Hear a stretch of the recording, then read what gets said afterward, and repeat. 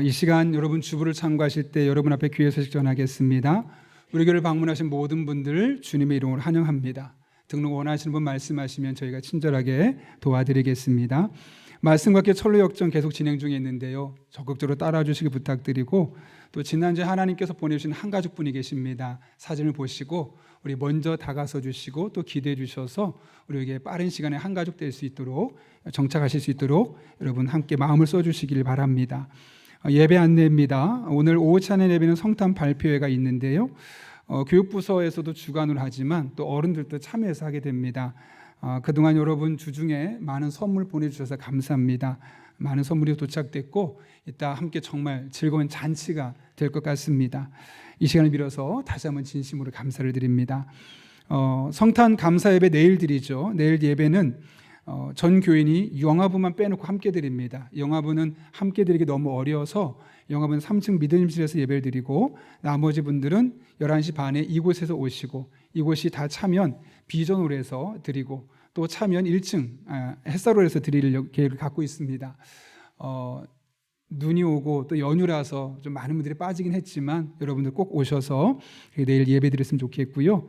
제가 늘 2층에서만 안내 끝나고 인사를 했었는데 내일은 저 1층에 가서 비전홀서 예배 드리신 분들 함께 인사할 수 있도록 그렇게 이동하도록 하겠습니다.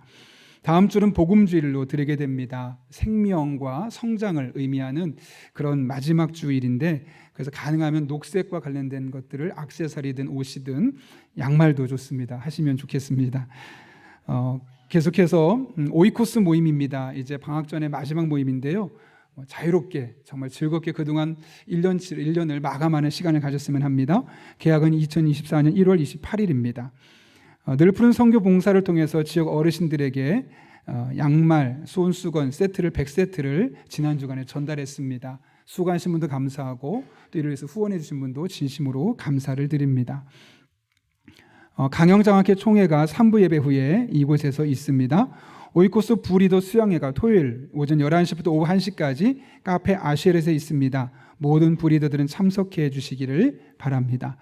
연말정산 안내드립니다. 기부금 납입증명서가 필요하신 분은 사무실을 신청해 주시길 바라고, 신청하신 증명서는 저에게 재정부 자료에 근거해서 주일에만 배부하도록 하겠습니다. 장례 광고 있습니다. 이용문 안수 집사님의 부친께서 어제 하나님의 부르심을 받았고 내일까지 장례가 진행됩니다. 이 날씨도 차가워졌는데 마음이 더 추워지지 않도록 기도해 주시기를 부탁드립니다. 이임 인사를 드리려고 하는데요. 우리 구철이 목사님 위에 있어요. 이따 그러면 하겠습니다. 구철이 목사님이 우리 교회 전도사로 오셔서 4년 동안 있으면서 목사가 되셨습니다. 근데 저에게서 함께 하고 싶은데 저에겐 전임을 지금 모실 수 있는 상편이 아니어서 서울에 있는 상현교회 부목사로 가게 되었는데 이따가 같이 한번 인사드릴 시간 갖도록 하겠습니다. 더 자세한 광고는 주부를 참고해 주시고 우리 함께 기도하고 하나님 말씀 나누겠습니다. 거룩하신 아버지 하나님, 오늘도 우리를 주님 전에 불러주신 은혜에 진심으로 감사를 드립니다. 말씀 듣는 시간입니다. 피곤치 않게 하시고 졸리지 않게 하시고 성령 충만하게 하셔서 주신 말씀이 내게 주신 말씀을 들려지는 복된 시간 되게 하여 주옵소서. 예수님의 이름으로 기도하옵나이다. 아멘. 우리 한번 앞뒤 좌우에 있는 분에게 고개를 꼭 돌리세요. 인사합니다. 당신에게서 하나님의 냄새가 납니다. 이렇게 인사하겠습니다.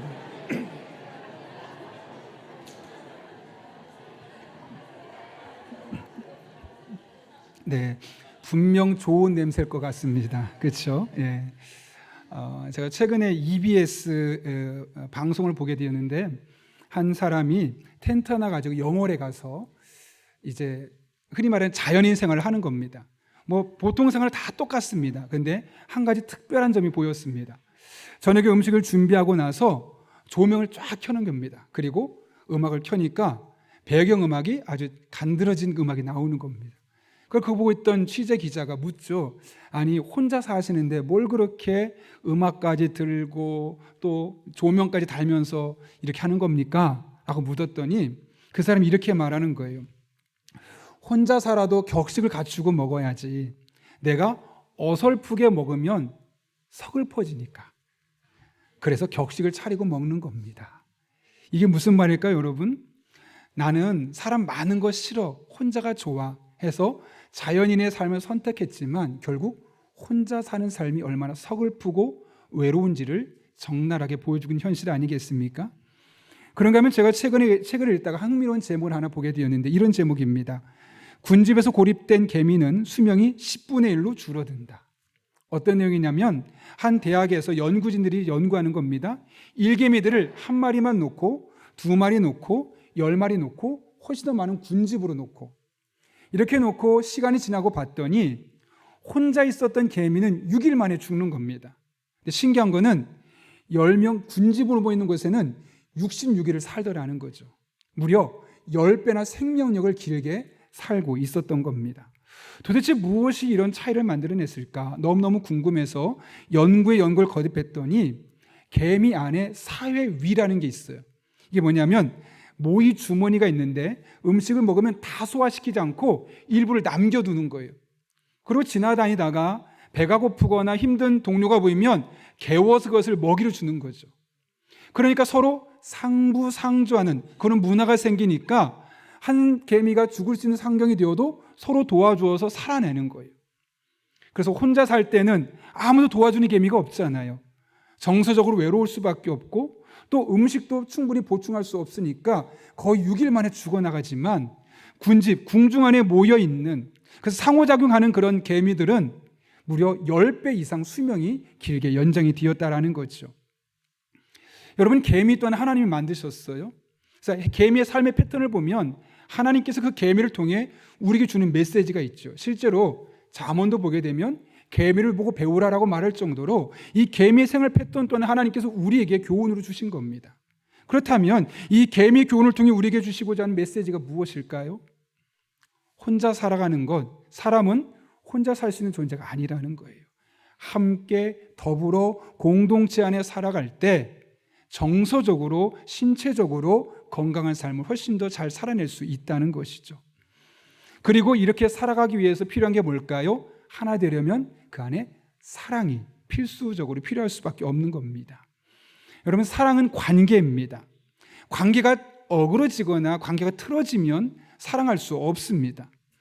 그래서 하나님께서 우리에게도 이 사랑하며 살 것을 말씀하고 그래서 사람은 사람 사이에 관계를 맺어야지만 그 부족한 부분을 채워갈 수 있습니다. 창세기 2장 18절을 보면 사람이 혼자 사는 것이 좋지 않다라고 말씀하시죠. 여러분, 이게 어떤 상황이냐면 지금 이미 아담에게는 주변에 수많은 애완동물이 많이 있어요. 새도 있고 바다의 물고기도 있고 또 이 육지에 사는 수많은 동물들이 있거든요. 그래서 그들과 함께 소통했어요. 이름도 지어주고. 그러면 아담이 외로우면 어떻게 하면 좋을까요? 더 많은 애완동물을 보내주면 되거든요. 근데 하나님은 애완동물을 보내신 것이 아니라 사람을 만드셨어요. 바로 하와죠. 그래서 그 동물로 채울 수 없는 사람의 근본적인 외로움을 하와를 통해 사람을 통해 채워주시는 그런 하나님의 모습을 발견하게 되는 것이죠. 이렇게 사람은 서로 사람과 관계를 맺어야지만 정서적으로 건강할 수 있고 영적으로 건강할 수 있고 신체적으로도 지치지 않고 살아갈 수 있는 겁니다. 그래서 우리는 사람을 알아야 되고 사랑을 알아야 되고 관계를 알아야 됩니다. 그럴 때 우리의 사랑의 관계가 회복되고 그럴 때 우리의 인간관계도 회복되게 되어 있습니다. 이 대림절 기간 동안 여러분 한 분 한 분에게 이런 어그러진 관계 회복이 일어날 수 있기를 예수님의 이름으로 축원합니다. 사랑에는 다양한 측면들이 있어요. 그 중에 오늘 본문의 말씀은 다른 사랑과 관련된 부분들에 대한 사랑을 이야기하고 있죠. 5절 말씀 보면 바울이 사랑에 대해서 두 가지를 먼저 말하는데 이렇게 말합니다. 무례히 행하지 아니하며 자기의 유익을 구하지 아니하며. 여기 보게 되면 무례히 행하지 않고 자기의 유익을 구하지 않는다는 것은 다른 사람과의 관계에서 나타나는 사랑의 모습을 우리에게 표현하고 있는 것이죠. 이게 무슨 말일까요, 여러분? 결국 인간관계가 사람과의 사이의 사랑의 관계도 영향을 주게 되어 있다는 거예요. 따라서 우리는 사람에 대해서 알아야만 되고요, 관계를 개선해야만 되는 거예요. 그래야지만 서로 가정이 되었든 교회가 되었든 사랑하며 살아갈 수 있는 겁니다. 그렇다면 우리가 인간관계를 개선하고 더 사랑하며 살기 위해서 무엇을 해야 될까요? 오늘 본문은 두 가지를 말하는데 첫 번째로는 다른 사람에게 무례하게 행동하지 말아야 합니다. 오늘 본문 5절의 말씀이 이렇게 되어 있죠. 사랑은 무례히 행하지 아니하며. 여러분, 여기서 무례히 행한다는 것은, 무례히 행하지 않는다는 것은 무엇을 의미할까요? 흔히 말하는 인사 잘하고 에티켓이 좋고 매너 좋은 사람을 말하는 걸까요? 물론 그런 것도 포함되어 있지만 본문에서 말하는 무례히 행하지 아니하며라는 말은 더 깊은 의미가 함이 되어 있습니다. 원문을 보게 되면 아스케모네오라는 단어가 쓰여 있어요. 이게 무슨 뜻이냐면 그 사람이 마땅히 받아야 할 대우가 있어요. 그걸 해주지 않는 것을 무례한 것이다 라고 이야기하고 있는 것이죠. 그렇다면 여러분, 사람이 마땅히 받아야 될 대접이 무엇이 있을까요? 신분 이런 걸 말하는 것이 아니라 이것은 인간이라면 누구나 근본적으로 받아야만 하는 대우가 있다는 거예요. 그래서 그것은 사람의 본질과 연결되어 있습니다. 여러분, 사람이 어떤 존재죠? 성경을 보게 되면 하나님께서 사람을 창조하셨다고 이야기해요. 그러니까 우리는 하나님의 창조물인데 어떻게 창조되었냐면 하나님의 형상을 따라. 여러분, 창세기 1장 27절 말씀 볼까요? 이렇게 기록되어 있죠. 하나님이 당신의 형상대로 사람을 창조하셨으니 곧 하나님의 형상대로 사람을 창조하셨다. 두 번에 걸쳐서 우리 사람들은 하나님의 형상대로 지어진 존재임을 말씀하고 있는 거예요. 이 하나님의 형상에 있어서 그 사람이 어떤 사회적인 지위를 갖고 있느냐 중요하지 않습니다. 얼마나 많은 돈을 가지고 있느냐, 얼마나 많은 재산을 갖고 있느냐 하나도 중요하지 않습니다. 얼마나 많은 공부를 했는지 그 학벌은 고려 대상이 아닙니다. 그 사람이 얼마나 다양한 재능을 갖고 있는지 하나님 보시지 않습니다. 그 사람이 얼마나 많은 약점을 갖고 있는지, 얼마나 실수를 많이 하는지 보시지 않습니다. 사람은 그 존재 하나만으로도 하나님 보시기에 하나님의 형상이라고 분명히 말씀하고 있는 것이죠. 여러분, 이 사실을 믿으십니까? 여러분이 하나님의 형상으로 만들어진 것을 믿으십니까? 여러분 주변에 있는 사람들이 하나님의 형상으로 창조된 것을 믿으십니까?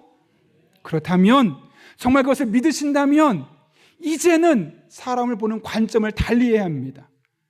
여러분 주변에 있는 사람은 하나님의 형상입니다.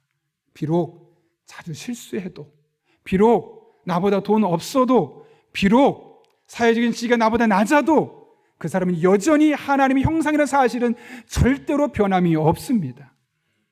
그래서 우리가 하나님의 형상으로 다른 사람을 대해야 하는 것이죠. 그러면 사람들이 깜짝 놀래요. 아니 목사님, 하나님의 형상으로 대하라는 거 엄청나게 큰일 해야 되는 거 아닙니까? 별로 그렇지 않습니다. 한 번 더 생각하고 말하고, 상대방의 입장에서 고려해서 말하고, 때로는 상대방이 있는 연약한 모습을 그대로 인정해 주는 것이 하나님의 형상으로 그 사람을 바라보는 겁니다. 제가 어제와 그제 1박 2일로 사역자반 졸업여행을 다녀왔거든요. 그때 횡성에 있는 숲채원이라는 곳에서 1박을 하고 다음날 아침에 간단한 조식을 거기서 했어요. 반찬이 한 5가지, 6가지 정도 되는 것 같아요. 밥을 포함해서. 이제 식사를 하러 들어갔는데 우리 함께 갔던 집사님 한 분이 그 음식을 만든 분한테 여자분 한 분이 계셨는데 거의 고개를 한 거의 90도 정도로 숙이고 나서 감사합니다. 아침부터 이렇게 열심히 일해 주셔서 제가 이렇게 음식을 맛있게 먹을 수 있게 되었습니다. 하고 인사를 하는 거예요. 제가 깜짝 놀랐어요. 아니, 저분은 돈 받고 하는 건데 굳이 저렇게까지 인사할 필요가 있나? 그냥 잘 먹겠습니다 정도면 되는데 제가 놀랄 정도로 고개를 정중하게 숙이고 그렇게 인사를 하는 거예요. 근데 제가 내가 잘못 생각했구나 라고 금방 깨달았어요. 왜냐하면 그 집사님 말 한마디에 얼굴이 한바퀴 피는 거예요. 환해지는 거예요. 반찬 하나 더 주고 2개 더 주고 그런 거죠. 근데 사실 엄밀히 말하면 내가 돈 주고 내가 내 돈 내고 먹는 거거든요. 고맙다는 말 해도 안 해도 누가 뭐라고 안 해요. 그렇지 않아요? 그런데 그 집사님의 한마디에 사람 얼굴이 180도 달라지는 거예요. 제가 그 뒤에 지켜봤어요. 계속 사람들이 오는데 아무도 고맙다는 얘기 안 해요. 그냥 자기 거 받아가고 먹고. 왜 그럴까요, 여러분? 내 돈 내고 내가 먹은 건데 내가 굳이 저 사람한테 왜 인사할 필요가 있어? 근데 우리 집사님은 어떻게 하신 겁니까? 그 아침에 내가 돈을 주고 비록 음식을 먹지만 그 사람이 아침에 일찍 일어나서 이 음식을 만들었으니까 내가 먹을 수 있는 거 아니냐? 그 사람의 존재 자체를 귀하게 보는 거죠. 그래서 그분에게 그 칭찬의 말 한마디 했더니 그 사람의 인생이 얼굴이 확 달라지고 아마 제가 예측하기엔 그날 하루 종일 기분이 좋지 않았을까 생각해 보게 됩니다. 근데 여러분, 그분이 바뀐 게 엄청난 일을 했기 때문이 아니잖아요. 우리가 예를 들면 10,000원짜리 음식 먹는데 20,000원, 30,000원 준 게 아니잖아요. 그리고 뭐 과일 사가지고 가서 당신도 좀 드세요라고 말한 거 아니잖아요. 그냥 고맙습니다. 사소할 수 있지만 하나님의 형상으로서 마땅히 받아야 할 대우 하나밖에 한 거 없어요. 고맙습니다. 감사합니다. 그런데 그 말 한마디에 사람의 기분이 180도 달라지는 거죠. 이기주 씨가 쓴 말의 힘이라는 책이 있어요. 그 책에 보게 되면 프랑스에 있는 한 카페의 메뉴판에 대한 이야기가 나와요. 이렇게 메뉴판이 되어 있다고 그래요. 커피 7유로, 커피 주세요 4.2유로, 안녕하세요 커피 한 잔 주세요 1.4유로. 커피가 다르지 않아요. 똑같은 커피고 커피 가격은 저 중간 정도예요. 근데 어떤 거에 따라 달라요? 그 커피를 주문하는 사람의 태도에 따라 커피 값이 달라진다는 거예요. 아마 사회적인 지위가 높았겠죠. 명품 입었겠죠. 돈 좀 꽤 있었겠죠. 커피 7유로 받는다는 거예요. 근데 공손하게 안녕하세요 저 커피 한 잔만 주세요. 원래 커피보다 싸게 준다는 거예요. 의도가 있는 거죠. 왜 그럴까요, 여러분? 무례한 사람이 많았다는 거예요. 너는 겨우 커피 파는 사람 아니야? 나는 기호식품으로 커피 먹는 사람이야. 내 돈 내고 내가 먹는 거니까 너는 알아서 내가 주문한 커피 대령해. 이런 마음으로 나간 사람이 너무나 많았던 거예요. 여러분, 커피 만든다고 그 사람의 하나님의 형상이 흐려집니까? 커피 만든다고 그 사람의 하나님의 형상이 찌그러지듯했습니까? 무슨 일을 하든 그 사람이 있는 하나님의 형상은 변함이 없어요. 그렇다면 100만 원짜리 커피를 먹든 1,000원짜리 커피를 먹든 커피를 타는 사람에게 정중하게 마땅히 하나님의 형상으로 받아야 될 대우를 해주는 것은 우리의 영적인 의무예요. 지금 그 사실을 가르쳐주기 위해서 프랑스에 있는 한 카페는 의도적으로 저렇게 하게 되었던 것이죠. 만약 커피숍 직원이 하나님의 형상으로 만들었다는 사실을 분명히 믿는 사람이었다면 커피 이렇게 사람을 불편하게 하는 말은 절대로 하지 않았을 겁니다. 그러면 여러분, 우리가 누군가를 사랑하며 살기 위해서 가장 필요한 게 무엇이냐면 하나님의 형상으로 만들어진 사람을 하나님의 눈으로 볼 수 있는 그 영적인 눈이 열려지는 거예요. 그래야지만 그 사람이 실수했어도 나보다 못난 사람이어도 하나님의 형상이기 때문에 존중하고 그 사람을 대접하고 그 사람을 올려줄 수 있는 거죠. 그런 의미에서 우리 한 사람 한 사람이 내가 또 내 주변에 있는 사람들이 하나님의 형상으로 지음받았다라는 사실을 결코 잊지 않을 수 있기를 바랍니다. 아니, 잊지 않는 정도가 아니라 늘 각골명심해서 사람들을 바라볼 때 특별히 나보다 연약한 사람, 부족한 사람, 자주 실수하는 사람, 사랑하기 싫은 사람까지도 사랑해낼 수 있는 저와 여러분 될 수 있기를 예수님의 이름으로 축복합니다. 그런 마음으로 우리 한번 앞에 옆에 있는 자원분에게 이렇게 한번 인사하겠습니다.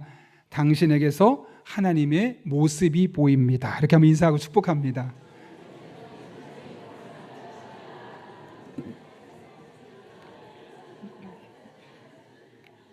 네, 좀 얼굴 표정이 금방 달라졌죠.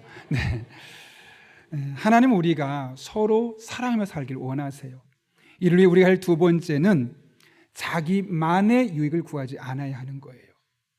오늘 5절 말씀 잘 보십시오. 사랑은 물에 행하지 아니하며 자기의 유익을 구하지 아니하며, 자기의 유익을 구하지 아니하며, 이기적인 마음, 나 중심적인 사고를 벗어나는 것, 그것이 바로 사랑의 시발점이 된다는 거죠. 너무나 당연한 이야기예요. 그런데 그게 쉬워요, 어려워요? 어려워요. 왜냐하면 우리 본성은 죄로 인해 물든 이후로 매우 자기 중심적으로 변해버렸기 때문에 그렇습니다. 여러분 잘 아시는 것처럼 하나님께서 아담과 하와에 있을 때, 처음에 하와를 보내주셨을 때 아담이 어떻게 하죠? 내 뼈 중에 뼈요 살 중에 살이라. 너무 감격스러웠어요.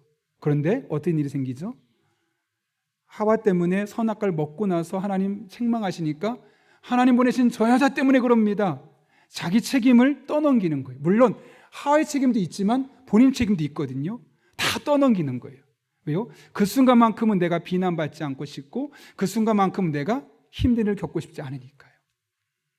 이게 인간의 본성이에요. 자기 중심적이에요. 여러분 잘 알고 있는 인간관계학의 대부라 일컬어지는 데일 카네기 이런 말을 했어요. 모든 인간은 자기 중심적이다. 이 사실만 알아도 우리 인간관계의 절반은 성공한 것이다. 사람은 원래 그렇다는 거예요. 근데 그걸 인정하지 않고 왜 그래? 교회 다니는데 왜 그래? 이렇게 하기 시작하면 내가 상처받는다는 거죠. 사람은 누구나 자기 중심적입니다. 이것은 하나님께서 성경을 통해 주신 말씀과 동일해요. 사도 바울이 약 2000년 전에 오늘날 우리에게 어떤 일이 일어날지를 대략 예측한 이야기가 있어요. 그게 디모데후서 3장 1절과 2절 말씀인데요. 제가 세 번역을 한번 읽어볼게요. 이거는 개역 개정판입니다. 너는 이것을 알라. 말세에 고통하는 때가 이르러 사람들이 자기를 사랑하며 돈을 사랑하며 자랑하며 교만하며 비방하며 부모를 거역하며 감사하지 아니하며 거룩하지 아니하며 무정하며 원통함을 풀지 아니하며 모함하며 절제하지 못하며 사나우며 선한 것을 좋아하지 아니하며 배신하며 조급하며 자만하며 쾌락을 사랑하기를 하나님 사랑하는 것보다 더하며. 가장 앞에 뭐가 있어요? 자기를 사랑하며. 원문을 보면 자기만 사랑하며. 나만 사랑하는 시대가 되어질 것을 이미 과거의 사도 바울이 이야기하고 있어요. 나중에 말세 때가 이르면 사람들이 사랑은 하긴 하는데 자기만 사랑할 거야. 다른 사람은 눈에 들어오지 않아. 얼마나 힘든지, 얼마나 아픈지, 얼마나 외로운지 들어오지 않아. 나만 힘들고 나만 아프고 나만 외로운 거라고 생각해. 그래서 이런 일이 생길 거야 라고 말씀하고 있는 것이죠.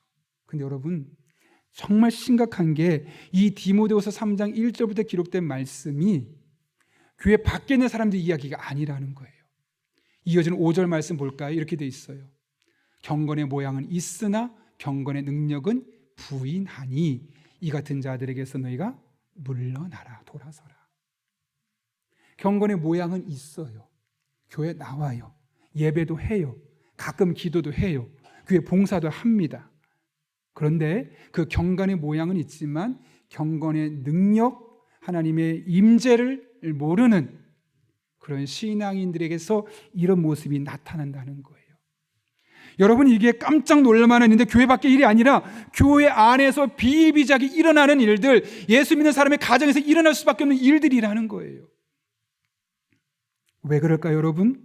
이유는 하나죠. 사람들이 자기만 사랑하니까요. 자기만 사랑하니까. 신앙생활이 뭘까요? 이 자기중심적인 신앙에서 벗어나는 거예요. 이 자기중심적인 본능과 싸우는 거예요. 그래서 나만 사랑하던 사람이 다른 사람도 사랑할 수 있는 사람으로 바뀌어가는 것이 신앙이에요. 물론 기도하면서 병도 몸이 고침받기도 하고 하나님 주신 지혜로 성공하기도 하고 그런 축복도 분명히 있어요. 그러나 그것만이 신앙생활이 아니라 이 자기중심적인 본능과 싸워서 나만 사랑하던 사람이 다른 사람도 바라볼 수 있게 되고 다른 사람도 사랑할 수 있게 되어지는 것, 이것이 바로 신앙생활임을 분명히 말씀하고 있는 것이죠. 설교를 준비하면서 솔로몬의 기도가 생각이 났어요. 여러분, 솔로몬이 하나님께 1,000번제를 드렸거든요. 그날 하나님이 밤에 꿈에 나타나셔요. 솔로몬아, 너무 멋진데 내가 너한테 뭐 해줄까? 여러분, 뭘 구했을까요? 열왕기상 3장 8절 9절 보면 이렇게 돼 있어요. 주님의 종은 주님께서 선택하신 백성 곧 그 수를 셀 수도 없고 계산할 수도 없을 만큼 큰 백성 가운데 하나일 뿐입니다. 그러므로 주님의 종에게 지혜로운 마음을 주셔서 뭐요? 지혜로운 마음을 달라는 거예요. 잘 보십시오. 왜 지혜로운 마음을 달라고 했어요? 하나님, 제가 왕이잖아요. 이 왕위를 끝까지 유지할 수 있게 해주세요. 그럴 수 있도록 지혜를 주세요라고 말하지 않았습니다. 제가 왕에서 물러나간 이후에 노후도 편안하고 안락할 수 있도록 충분한 돈을 벌 수 있는 지혜를 주세요라고 말하지도 않았어요. 물론 그런 것들이 필요 없다는 게 아니에요. 그런데 오늘 솔로몬이 지혜로운 마음을 구한 이유가 무엇 때문이라고 그 뒤에 보면 주님의 백성을 재판하고 선과 악을 분별할 수 있도록 해달라고. 또 이렇게 많은 주님의 백성을 누가 재판할 수 있겠습니까? 뭡니까? 지금 나보다 고통받고 있는, 불의 압력에 고통받고 있고 재판에서 소외되고 있는 그런 이들을 내가 어떻게 도울 수 있을까? 하나님, 지혜를 주십시오. 어쩌면 그 순간 하나님께 지혜를 말고 또 다른 걸 구할 수 있었다면 하나님 분명히 주셨을 텐데, 그의 관심은 나도 중요하지만 다른 사람도 생각할 수 있는, 나만 사랑하는 것이 아니라 다른 사람까지 사랑하는 마음이 있었기에 기도 제목부터 달랐던 거죠. 중요한 것은 하나님이 그 기도를 좋게 보셨어요. 그래서 뭐라고 말씀하십니까? 내가 구하지 아니한 건강과 부귀와 장수까지 너에게 주겠노라. 이럴 때 우리가 깨닫게 되는 진리가 무엇일까요, 여러분? 물론 우리 개개인의 삶을 위해서 열심히 기도하는 건 너무너무 필요해요. 중요해요. 우리의 삶이 하나님의 은혜 안에 머물러야 되니까요. 그런데 어느 정도 은혜 안에 머물러 있다면 이제는 밖을 위해 기도해야 돼요. 주변을 보며 소외된 사람들, 외로운 사람들, 아픈 사람들, 누군가의 도움이 필요한 사람들, 누군가의 사랑이 필요한 사람들을 위해서 우리의 기도의 방향이 바뀌어져야 되는 것이죠. 그럴 때 그 기도를 하나님 기뻐하시고, 그럴 때 그 기도에 우리에게 응답하여 주시는 겁니다. 여러분, 이것이 그렇다면 비단 기도만 그럴까요? 우리의 시간은요? 우리의 물질은요? 우리의 재능은요? 우리의 인맥은요? 이 또한 다른 사람을 위해서 써야 되지 않을까요? 물론 1차적으로는 나를 위해 써야 되겠지만 이제는 나 안에서만 머물지 않고 누군가를 위해서 밖으로 다른 사람을 사랑하는 모습으로 나타나면 되는 겁니다. 이것이 우리 그리스도인이 살아가야 될 마땅한 삶이고, 그럴 때 사랑의 마음이 그 안에 싹트게 되어 있는 것이죠. 제가 그제 새학자반 제자 수련회 다녀왔지 않습니까? 그때 한소교회라는 곳을 들렀어요. 홍천 쪽인데 그곳에 가면 남궁옥 선생이 나와 있어요. 여러분 혹시 남궁옥 선생 들어보셨습니까? 무궁화 꽃이 피었습니다 라는 놀이를 만든 분이세요. 그분이 무슨 일을 했냐면 원래 서울 정동에서 태어났거든요. 그리고 한국 최초의 영어학교를 다녀서 고종 황제의 통역관이 됐어요. 그리고 승승장구하며 그의 앞길이 보장되어 있었죠. 근데 그가 그때 했던 일이 뭐냐면 황성신문을 만들었어요. 잘 아시죠? 장제연의 시리아 방송되고 일제 침탈에 대해서 정말 울 수밖에 없는 그런 기사를 쓰는 그 황성신문을 창간하고 그 황성신문의 사장이 되어서 이런 기사들이 제대로 나갈 수 있도록 앞장선 거예요. 사실 엄밀히 말하면 가만히 있으면 노가 보장돼요. 가만히 있으면 더 높은 곳에 올라갈 수 있어요. 근데 왜 이런 힘든 일을 하는 걸까요? 이분이 나중에 어떻게 되냐면 낙향을 해요. 홍천 쪽으로. 그래서 학교를 세우고 무궁화를 많이 키워요. 이 무궁화의 절개를 한국 사람에게 심어주고 싶은 마음에, 그래서 그 무궁화 꽃이 피었으면 놀이도 만들고 교회도 세우고 계몽 작업, 교육도 시키고 사람들 의식을 일깨우고 찬송가 580장 삼천리반도 금수강산 이런 찬송가도 만들고 신앙도 그걸 교육하기 시작하는 거예요. 결국 어떻게 됐을까요? 순사에게 붙잡혀 감옥에 왔다 갔다 하게 되고 그동안 쌓았던 모든 재물과 명성 다 곤두박질 치게 되고 결국은 마지막엔 1년 6개월 동안 감옥에 갇혔다가 77세 나이에 세상을 떠나게 돼요. 비참한 인생입니까? 숭고한 인생입니까? 숭고하죠. 왜요? 나만 잘 살 수 있었는데 나만 사는 게 너무 마음이 아픈 거예요. 일제 침탈해서 고통당하고 있는 백성들을 보면서 저렇게 살면 안 되는데 마음이 아픈 거예요. 나는 의식이 있어서 제대로 볼 수 있는데 제대로 보지 못하고 이리저리 따라가는 그들의 모습 보면 마음이 아플 수밖에 없는 거예요. 그러니 나는 이만큼 살았으니, 나는 이만큼 사랑받았으니 저렇게 사랑받지 못하고 힘겨운 시간을 보내고 있는 저들을 위해서 나의 남은 생을 희생하리라, 헌신하리라. 그리고 그 믿음의 뿌리는 바로 신앙심이었던 것이죠. 물론 우리가 다 남궁옥 선생처럼 될 수는 없습니다. 그러나 여러분 눈을 들어보십시오. 그러면 그동안 사랑하진 못했지만, 사랑하진 않았지만 여러분이 사랑해야 될 사람들이 눈이 보이게 될 것입니다. 엄청난 일 하지 않아도 좋습니다. 그냥 식당에 가서 먼저 숟가락, 젓가락 내주시면 되고요. 내 입술 한번 휴지로 닦을 때 옆에 사람 휴지 없으면 먼저 내어주면 되고요. 문 열고 나갈 때 누군가 뒤에 따라와서 문 한번 잡아주면 되는 거예요. 엄청난 일 하지 않아도 돼요. 그동안 나한테 했던 것, 내가 나를 사랑해서 나한테 했던 것, 그거 이제 돌려주는 거예요. 연약한 이웃들에게, 힘든 시간을 보내고 있는 사람들에게, 상처받은 영혼에게, 예수님을 알지 못하는 사람에게 나한테 부었던 사랑을 조금씩 펼쳐내게 될 때, 여러분이 도무지 사랑할 수 없었던, 사랑의 대상으로 보이지 않았던 사람들이 보이게 될 것이고, 마침내 그들을 사랑하고 있는 여러분의 모습을 발견하게 될 것입니다. 바라기는 이 대림절 기간에 이와 같은 사랑의 모습이 저와 여러분에게 싹틀 수 있기를, 그래서 저와 여러분의 가정이 다시 한번 회복되고, 여러분이 걷는 곳마다, 여러분의 발자취가 남는 곳마다 이런 하나님의 은혜가 날마다 경험될 수 있기를 예수님의 이름으로 축원합니다. 우리 함께 기도하겠습니다. 이 시간 기도하실 때 한 1분 정도만 기도하면 좋겠는데요, 여러분, 많은 사람이 사랑하겠노라고 사랑한다고 말하지만 사랑을 잘 모릅니다. 잘못 사랑합니다.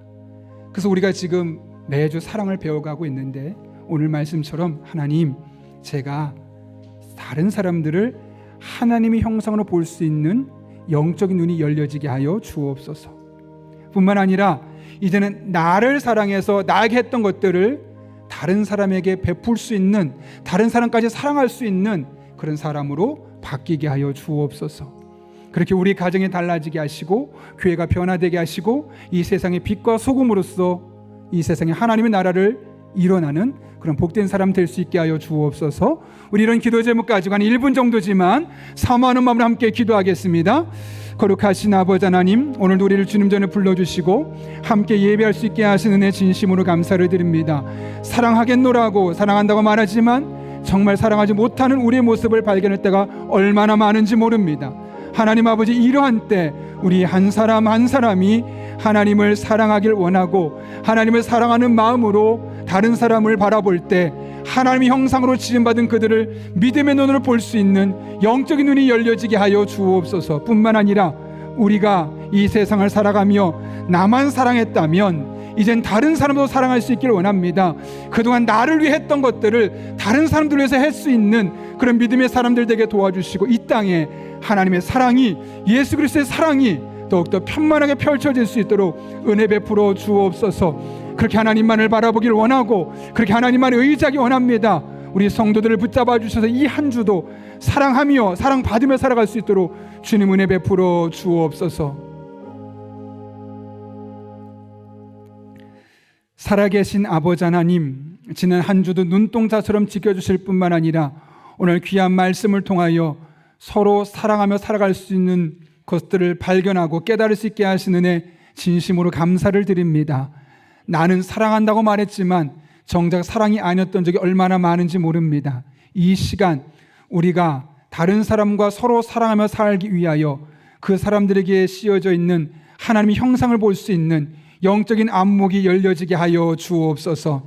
뿐만 아니라 그동안 나를 사랑해서 나에게 했던 것들을 남을 사랑하는 마음으로 펼치고 쥐었던 손을 열고 그렇게 사랑을 베풀며 살아갈 때 그동안 사랑하지 않았던, 사랑할 수 없었던, 사랑하기 싫었던 사람까지도 사랑할 수 있는 우리 용인영락교회 성도들 되게 하여 주옵소서. 함께 하실 줄로 믿사오며 예수님의 이름으로 기도하옵나이다. 아멘.